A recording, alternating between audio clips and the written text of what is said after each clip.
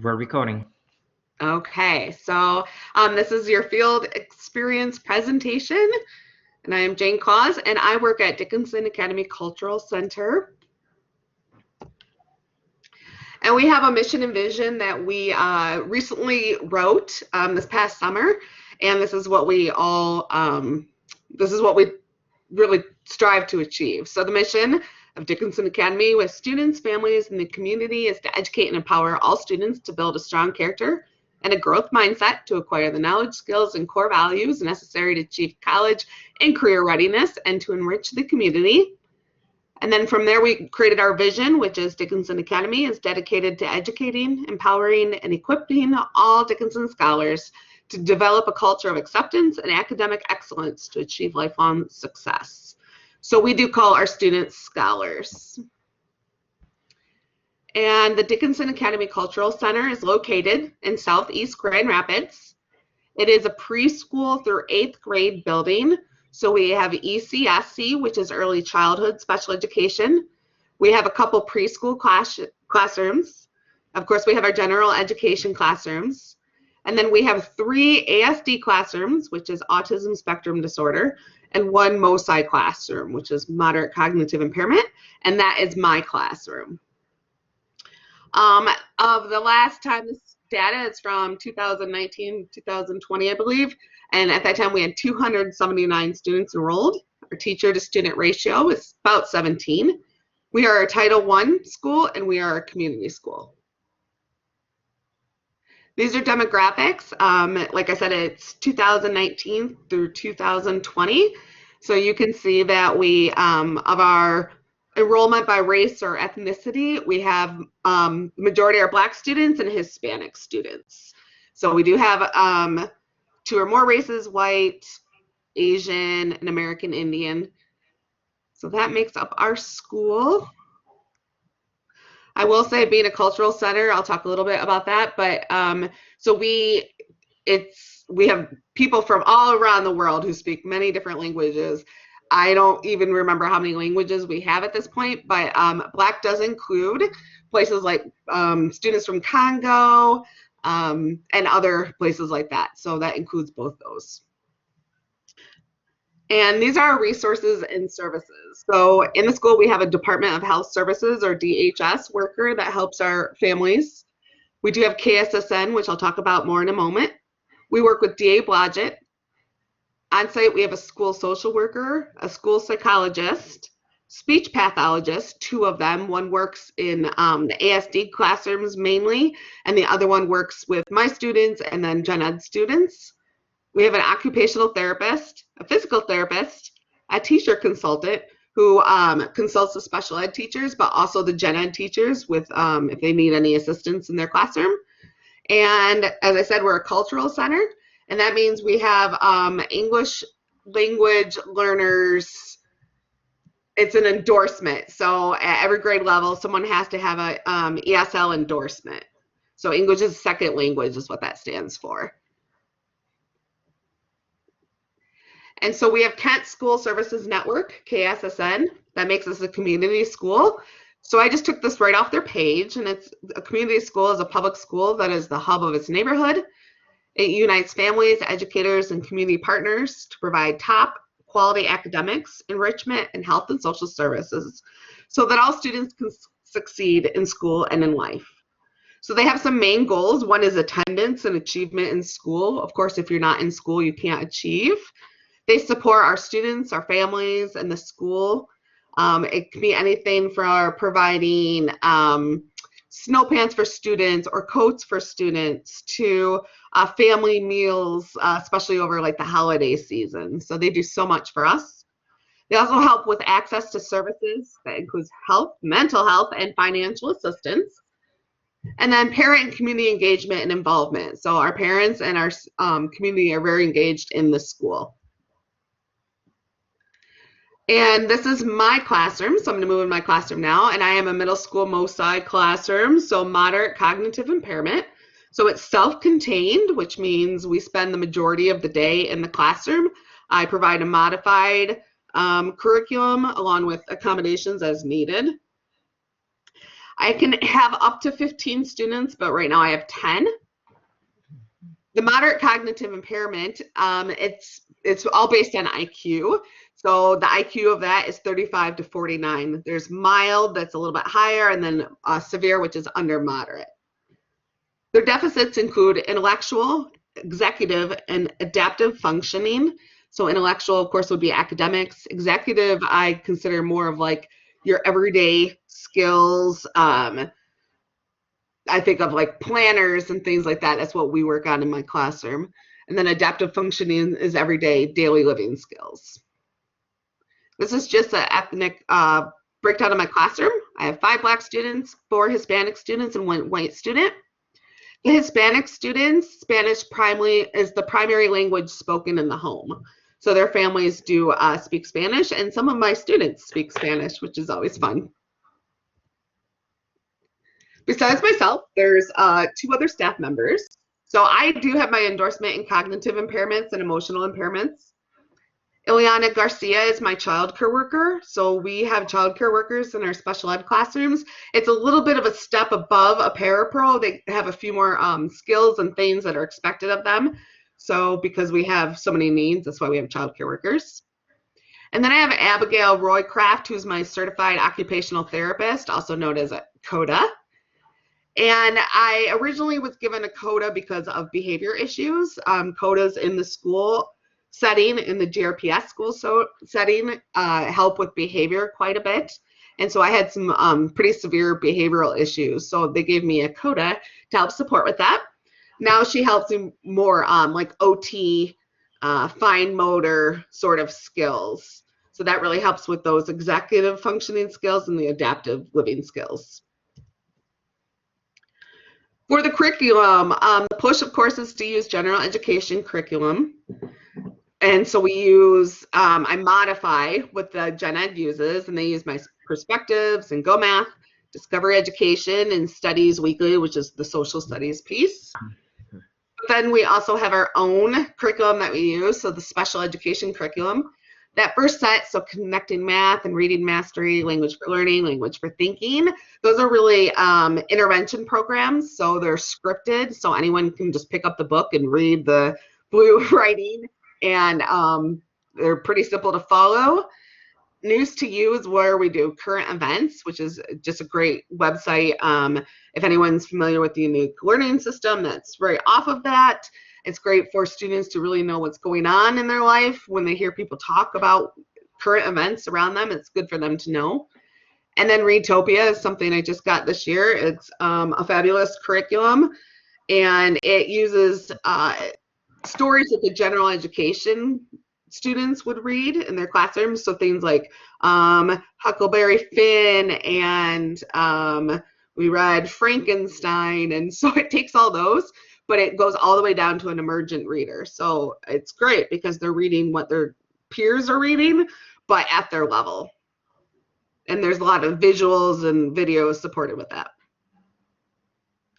So for my class setup, we're a center-based learning classroom. So basically we will do some whole group lessons, but then we break out into centers. And we'll have 3 small group centers. So there'll be myself and then my 2 support staff. And then I always have an independent center that helps, first of all, just so students can work on their independent skills.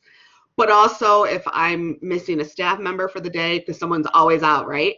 I can add more students to the independent center. The work at the independent center has to be work that the students have already mastered because it's independent. So I always give them the example, if students are working on numbers 1 through 10, but they can identify 1 through 5, they mastered that, that's what should be in their independent center, not numbers 1 through 10. And this is just kind of a general schedule that I follow. We do morning meeting. That's a check-in time. We do some movement activities. We might read some books about different emotions and talk about those. We might do some visual questions. They ask and answer questions of each other just to get some of those social skills going. And then we'll do ELA and current events. We have time. We do our lunch and recess. We come back and we do math, social studies, or science, depending. We do recess, and we do class jobs at the end of the day. They have free choice if they've earned it, and then we pack up, and then we have dismissal. So schedules. I had to make my own. I think there's 2 pages. Nope, just 1 page of schedules because I love schedules so much. These are some examples. I found other places. My schedules are packed away, so I just found some that I use. This is called an object schedule. I have not used this one before, but I will be using it most likely this coming year because I have a student with a visual impairment. So basically, it's just like they can feel and see what exactly comes next. So I don't know if you can see it, but here is writing and there's a pencil, games, and there's some dice so they can hear and feel that. There's color-coded schedules, also visual schedules.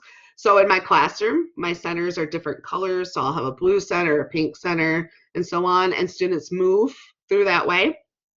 There's also things like, so as students become more independent at each level of schedule, we introduce a little bit of a harder schedule. So I have students that are doing these visual coded, color coded schedules, but I also have some that have just like a piece of paper where they check off when they're done with whatever is going on during the day, whether it's like when they're done with ELA, they check it off, or independent work, they check it off. So very similar to what we might have as a checklist.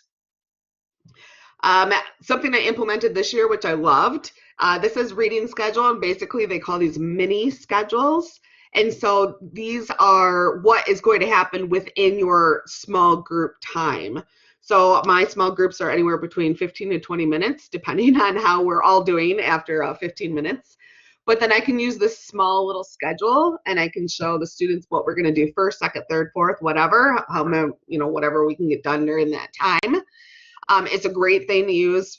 I can give my childcare worker and my coda this schedule like this so they know what order. And it just really helps students with anxiety and just it keeps everyone organized. And that's one of the hardest things I think in the special ed classroom is keeping everything organized. This last one here is actually for the independent workstation. So my students will be given, this one's a little bit different than the one I have up. The one I have up, students are given, they have to do 2 task boxes, boxes. People call them different things. And they have to do 2 of them, but they're given 5 different options. So I circle which ones they could do, and they have to pick 2 out of them. So that gives them a little bit of a little choice in there, what they like to do. And then this is classroom management, and I'm hoping this is going to pop up okay. Yeah, so we do follow a PBIS model. And for my students, we really go through some looking at visuals. We break out each piece of the PBIS model. So this is at Dickinson, so we remember to roar. So we're responsibility, ownership, act safely, and be respectful. And so this is just the breakdown. I did responsibility for a couple weeks just because I didn't see them every day with the hybrid learning.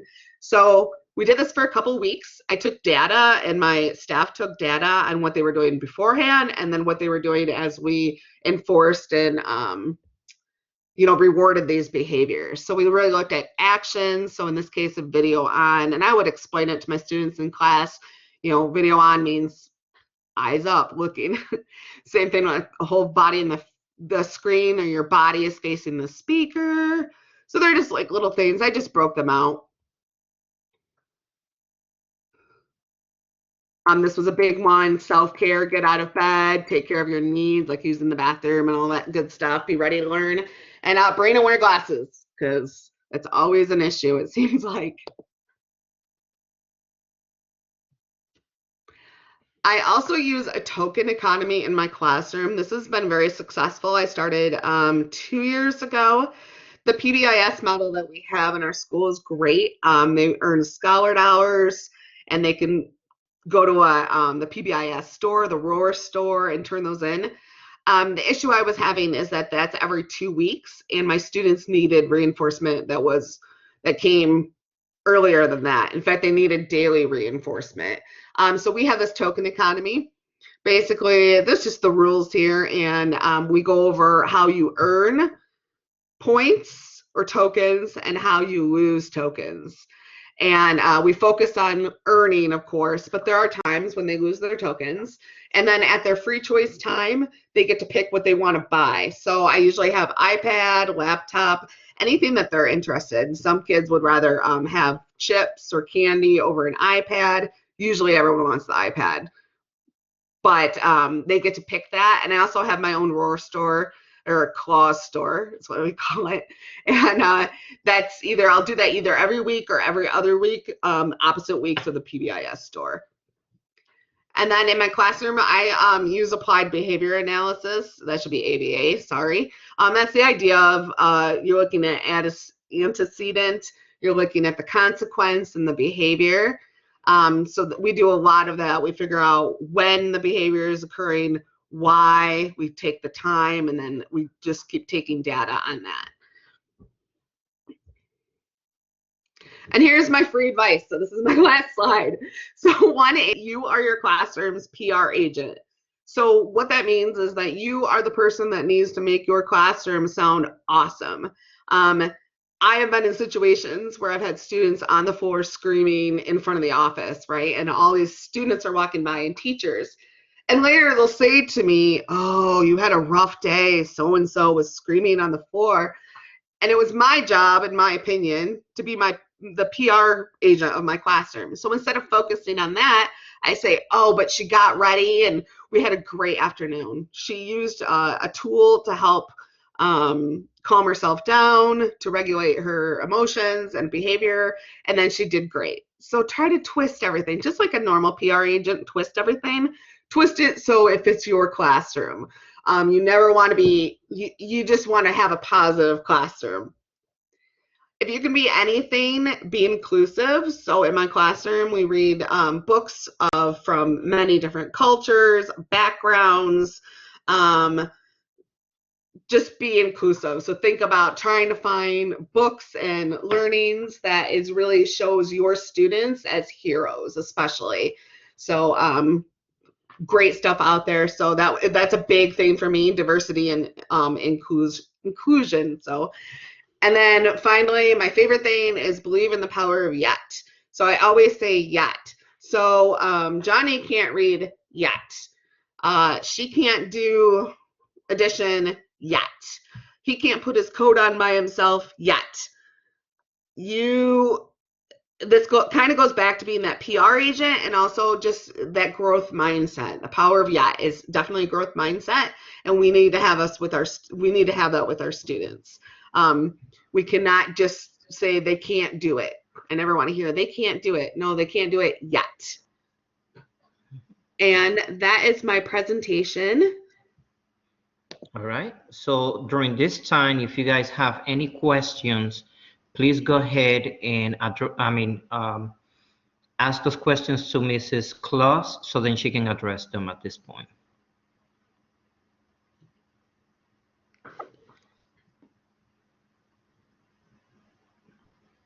So anything that you may be missing from your notes, remember, okay? I did have a question, Jane. How did the pandemic impact the learning of your students?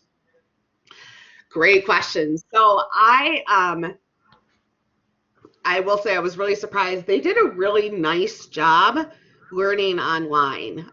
They made some gains. We used things like Seesaw. We did some small groups. They could come in and do some tutoring. So overall, they did a really nice job with it. Of course, nothing beats in-person instruction, but in my classroom, we did really well. We were missing that social skills piece. So I do see some of my students have come back and their social skills are a little bit less than they were. So that's something that we had to work on. Anyone else? Thank you. Emily? Yeah, I had a question. I was wondering if you could tell us some highlights and lowlights of your teaching. Ooh, highlights and low. Well, okay, so I would definitely say the lowlights can be some of the behaviors that we experienced, that I've experienced, I've definitely had some aggressive behaviors that were very difficult. I think honestly, there can be difficulty working with staff. And so you really have to have that relationship with your staff, and that, trust me, if you don't get along with your staff, it's going to be a low in your day. As far as those highs, I've just seen my students succeed. I like to say I have the best class in the school.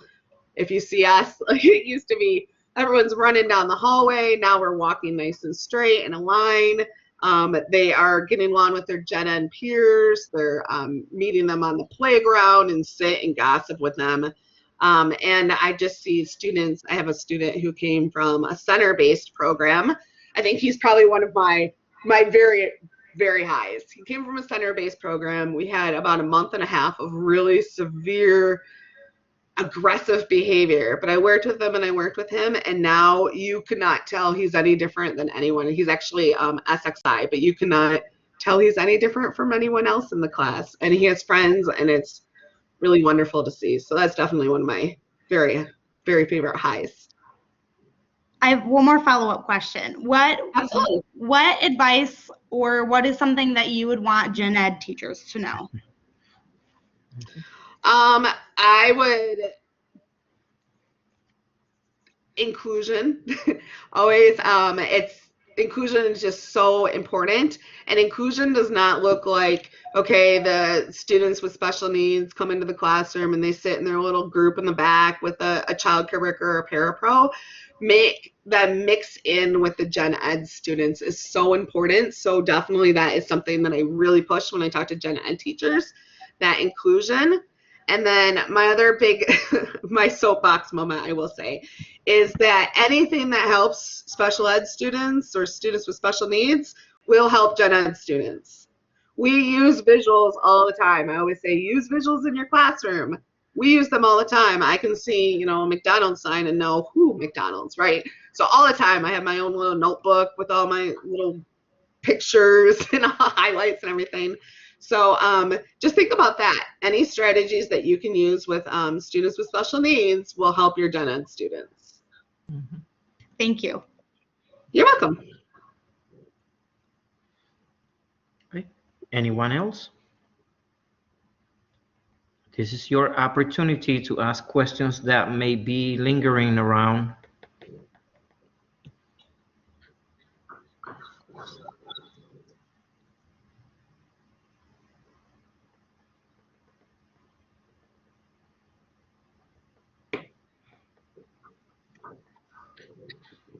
All right. Andrea? Well, I guess what is an area that you feel like, due to experience, you've grown the most in as you've continued to teach? Great question. I definitely, my organizational skills, they were not great. So I've been much more organized. Working with my child care worker and my CODA, we have a very strict schedule that we follow. So definitely that piece of it, I think I've learned to work with staff better than my first year. It is very difficult to walk in and be the youngest person, someone who's brand new, working with people that have been in the classroom for 25 years. So definitely that piece I think I've grown with. And then just constantly trying to learn new strategies for instruction and behavioral strategies. So I'm always seeking information. Great question.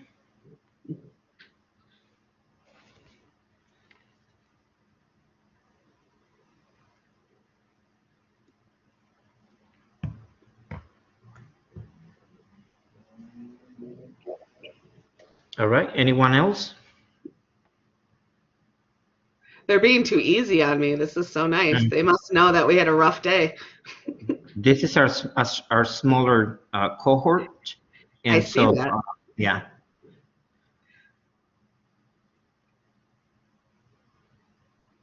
All right. If there's no, okay.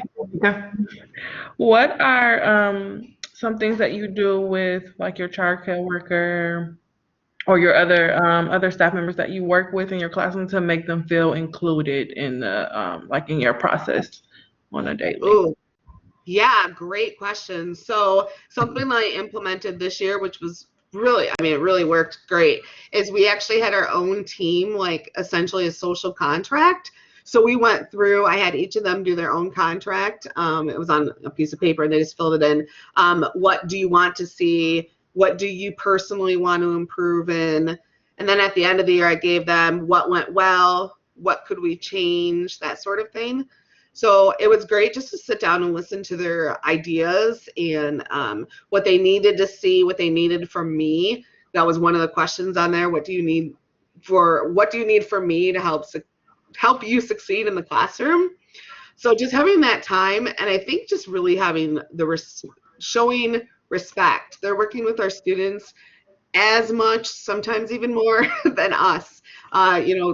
My childcare work and CODA go to lunch and recess and everything. So I think really showing respect to them and saying thank you so much. Every day I always say thank you for everything you do. And that goes very far, just hearing that thank you. Thank you, Jessica. Great question. Teresa, Rainey, Raiden, London, Hannah, Angel.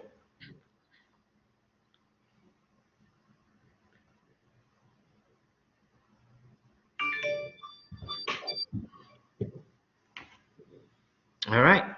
So if there's no more questions, I thank you, Mrs. Claus, for taking the time and collaborating with us to provide this information to our candidates. We know we appreciate you, and so we thank you from the bottom of our hearts. And yeah, so we'll talk, tomorrow, right, when we see each other again. So Yes, hopefully we bright and can early. got it tomorrow. Right. Yes. And Well, and again, thank you, everyone, thank you Ms. also, Snell. Jane. Oh, absolutely. Thanks for Yeah. inviting me. Oh, wow. I'm so glad you were available to come. So thank you. Oh, absolutely. Anytime. Thank you Yeah. so Thanks, much. everyone. Absolutely. And if you need anything, just or if you have any questions for me, let Mr. Melendez know. If there's anything I didn't cover, let me know, and then I can give you that information so you tick off the boxes in your rubric. All right. Thank you again. Have a good evening. You as well. Thank you. Right. Okay. Good Bye-bye. night.